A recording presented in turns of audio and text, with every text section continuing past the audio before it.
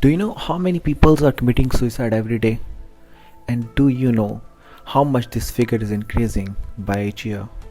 And finally, do you know what brings a person to this point of no return where he or she realizes that there is nobody left in this world who have time to listen and understand the situation from which they are going through? Let's find out together. My name is Hassan and you are watching Munkavi's Tanzeen.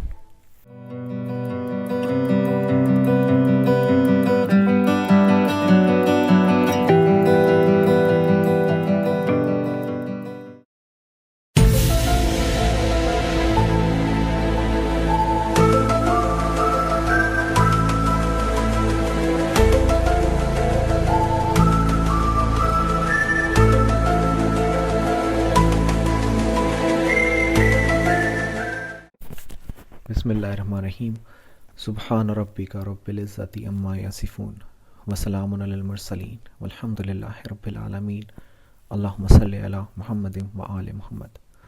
An estimated 2,000 peoples are committing suicide every day and this figure is increasing by 3% by each year.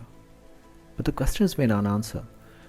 वो क्या चीज़ है, वो क्या factors हैं जो लोगों को suicide करने पे मजबूर करते हैं? तो बेसिकली ऐसे दो फैक्टर्स हैं जिसकी बेस पे लोग सुसाइड की तरफ जाते हैं. एक नोन फैक्टर्स हैं जो कि हमें पता है और दूसरे अननोन अनसीन फैक्टर्स हैं जिसका हमें पता नहीं होता कि लोगों ने क्यों खुदकुशी की.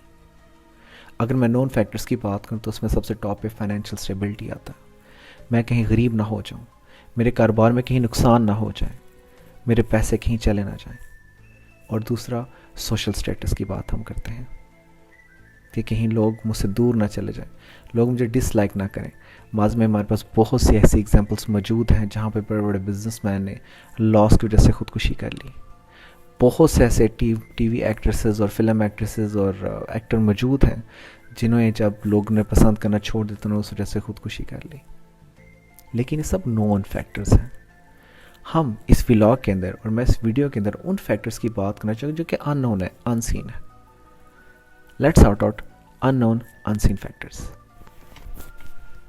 Unknown unseen factors को समझने के लिए मैं छोटी सी एक एग्जांपल का सहारा लेना चाहूँगा.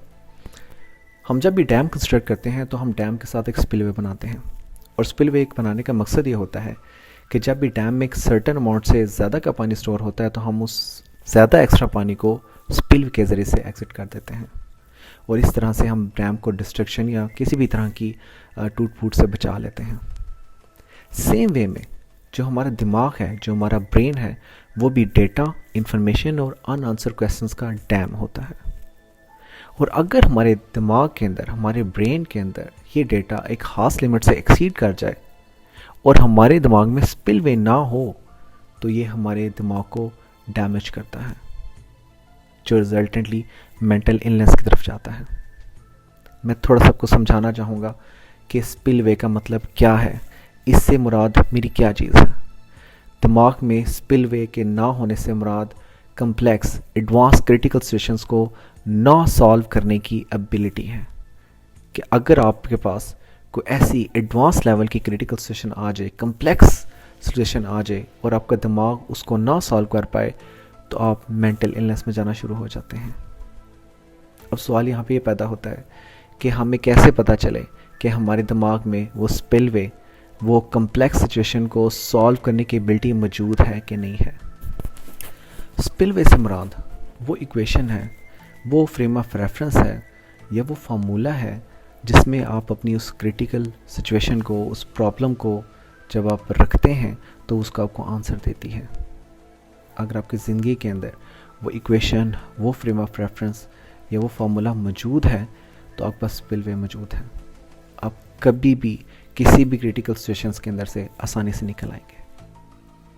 और अगर आपके पास वो इक्वेशन या वो फॉर्मूला मौजूद नहीं है और अगर आप लोगों के पास जाते हैं अपने इशू को लेके, अपने प्रॉब्लम को लेके, तो याद रखें इस चीज़ को कि हर इंसान की इक्वेशन डिफरेंट है, हर इंसान का फ्रेम ऑफ रेफरेंस डिफरेंट है. वो आपको अपने लिहाज से उसको जवाब तो देगा लेकिन वो जवाब आपकी ज़िंदगी में फिट नहीं होगा, वो जवाब आपको हल नहीं देगा. हर इंसान की ज़िंदगी की equation, frame of reference different है.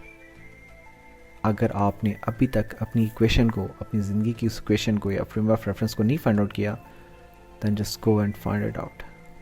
And don't settle until unless you find that proper equation or the frame of reference कि जो आपको ज़िंदगी के हर मसले का जवाब दे, आपकी ज़िंदगी की हर सिचुएशन का आपको जवाब दे। आप ज़रूर इस क्वेश्चन को फाइंड आउट करें।